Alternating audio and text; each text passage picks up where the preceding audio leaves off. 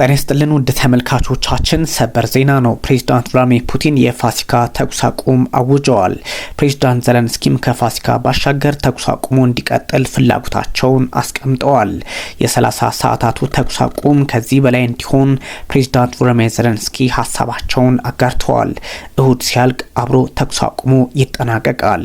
የፋሲካው ተኩስ አቁም ከፕሬዝዳንት ቭላድሚር ፑቲን የሩሲያው ፕሬዝዳንት ቭላድሚር ፑቲን የፋሲካ ተኩስ አቁም ማወጃቸው ተሰምተዋል።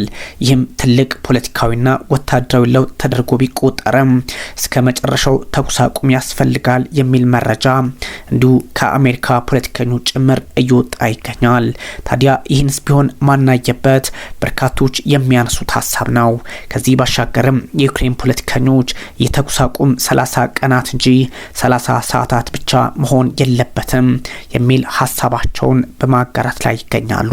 የሩሲያው ፕሬዝዳንት ቭላድሚር ፑቲን የፋሲካ ተኩስ አቁም አወጁ የሚለው በራሱ ትልቅ ዜና ነው የሚሉ በርካቶች ናቸው። ፑቲን ተኩስ አቁም ይፋ ቢያደርጉም የዩክሬን ፖለቲከኞች ፑቲን አይታመኑም በሚል ስጋታቸውን በስፋት እያስቀመጡ ይገኛል። እሁድ ዕለት ማለትም ነገ የፋሲካ በዓል እስከሚጠናቀቅ የሩሲያ ጦር ምንም አይነት ወታደራዊ እንቅስቃሴ አያደርግም። ይህን እንዳያደርግም ፕሬዝዳንት ቭላድሚር ፑቲን ማዘዛቸው ተሰምተዋል።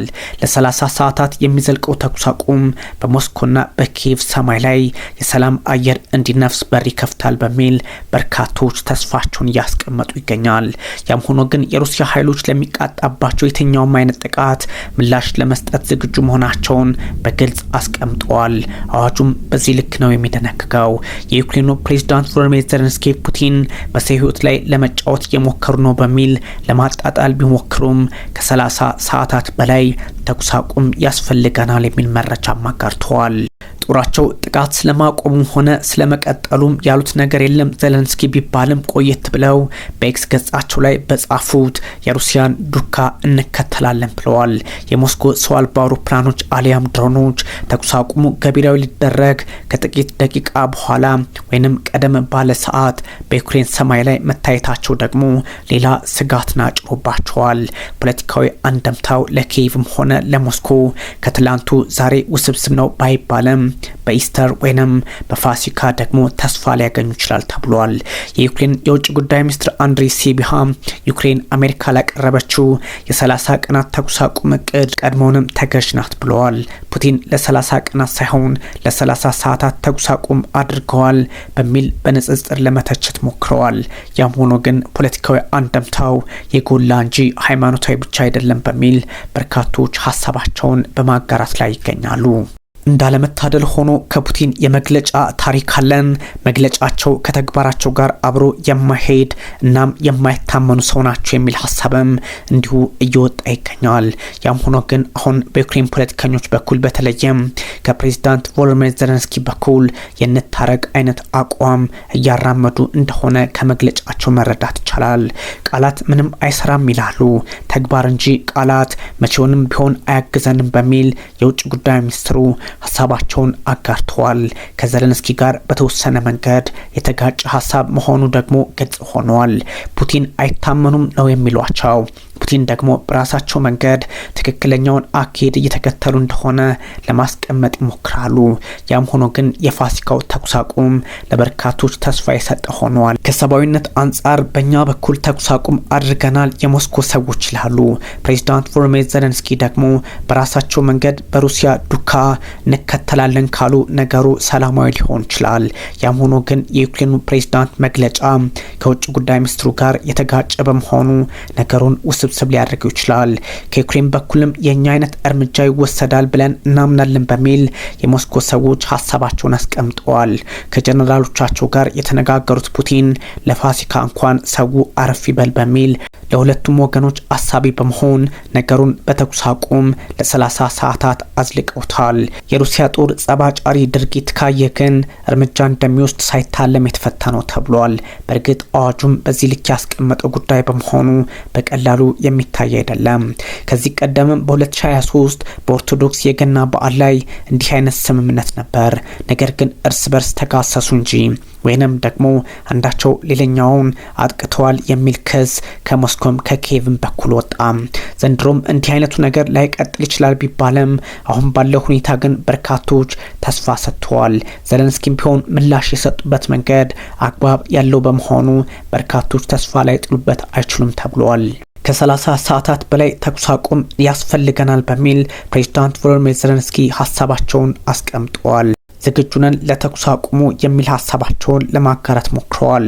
ሞስኮ የምታደርገውን ሁሉ ተከትለን እናደርጋለን ያሉት ፕሬዝዳንት ቮሎዲሚር ዘለንስኪ ከፑቲን ጋር ሰላም ለማውረድ አሁን እድሉ እንዳላቸው ተስፋ ያደረጉም ይመስላል።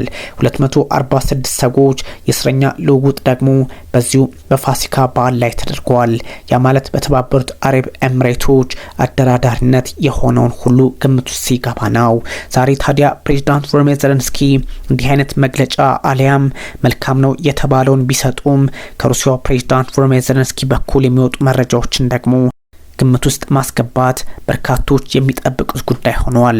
ምክንያቱም አሸናፊው ኃይል የሚያደርገው እንቅስቃሴ በራሱ ደግሞ የራሱ ትርጓሜ ስለሚኖረው አሁን ሞስኮ እንጂ ኪየቭ በጦርነቱ ላይ ወሳኝ አይደለችም ተብሎ ስለሚታሰብ ተመልካቾቻችን ከዚህ ከተኩስ አቁሙ በተለየ ደግሞ የጎርጎሮሳውያኑን ዘመን ቀመር የሚከተሉ ሀገራት ክርስቲያኖች ፋሲካን እሁድ እያከበሩ ይገኛል።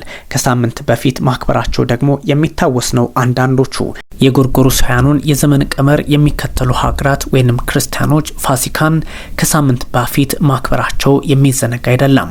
የኢየሱስ ክርስቶስ ትንሳኤ ፋሲካ በምስራቅ ኦርቶዶክስ ቤተክርስቲያን አማኞች ኦሪየንታል ኦርቶዶክስ ዘንድ በዛሬው ዕለት ማለትም እሁድ እየተከበረ ይገኛል። ከሳምንት በፊት ያከበሩት ጎርጎሮሳውያኑን ዘመን አቆጣጠር የሚከተሉ ናቸው። ኢትዮጵያን ጨምሮ የጁሊያን የዘመን ቀመር የሚከተሉት ደግሞ እሁድ ከሳምንት በኋላ ያከበሩ ይገኛል። ይህ ማለት ኢትዮጵያን ጀምሮ የጁሊያን የዘመን ቀመር የሚከተሉት ሀገራት በተለያዩ ሃይማኖታዊና ባህላዊ ስነ ስርዓቶች በዓሉን እያከበሩት ይገኛሉ ማለት ነው። ከዓለማችን ሕዝብ 12 በመቶ የኦርቶዶክስ ቤተክርስቲያን እምነት ተከታይ መሆኑ ይነገራል። ታይም መጽሔት ከዚህ ቀደም ይዞት የወጣው መረጃ ይህን ያመላክታል። በእርግጥ አሁን ላይ በበርካታ ጉዳዮች የተለያዩ መረጃዎች ሊኖሩ እንደሚችሉ ሳይታለም የተፈታ ያደርገዋል። እስከ 300 ሚሊዮን የሚደርሱ ሰዎች የኦርቶዶክስ ክርስትና እምነት ተከታዮች እንደሆኑ ይነገራል። ግምቱን ያስቀመጠው ታይም መጽሔትም ይሄኑ ነው። በምስራቅ አውሮፓ፣ መካከለኛው ምስራቅና በአፍሪካ ኢትዮጵያና ግብጽን ጨምሮ ከፍተኛ የእምነቱ ተከታዮች ቁጥር ያሉባቸው ሀገራት ናቸው። የዘመን ቀመሯን ከኢየሱስ ክርስቶስ ልደት ጋር ያጓደደችው ወይንም ያጣጣማችው ኢትዮጵያ የ2017 የትንሳኤ ወይንም ፋሲካ በዓልን እያከበረች ትገኛለች። ከ15 ሚሊዮን በላይ የግብጽ ኮፕቲክ ኦርቶዶክስ አማኞችም የኢየሱስ ክርስቶስ ትንሳኤ ፋሲካ በዓልን ልክ እንደ ኢትዮጵያ በዛሬው ዕለት በማክበር ላይ ይገኛሉ። የሩሲያ ኦርቶዶክስ እምነት ተከታዮችም የኢየሱስ ክርስቶስ ትንሳኤ ፋሲካ በዓልን ዛሬ እሁድ ማለትም ኢትዮጵያ እያከበረች ባለችበት ሰዓት ላይ በማክበር ላይ ይገኛሉ። ኤርትራ፣ እስራኤል፣ አርሜኒያ፣ ሰርቢያ፣ ቤላሩስ፣ ሞንቴኔግሮ፣ ቡልጋሪያ፣ መቄዶኒያ፣ ጆርጂያና ሞልዶቫ የኢየሱስ ክርስቶስ ትንሳኤ ወይም ፋሲካ በዓልን ከኢትዮጵያ ጋር እኩል የሚያከብሩ ሀገራት ናቸው።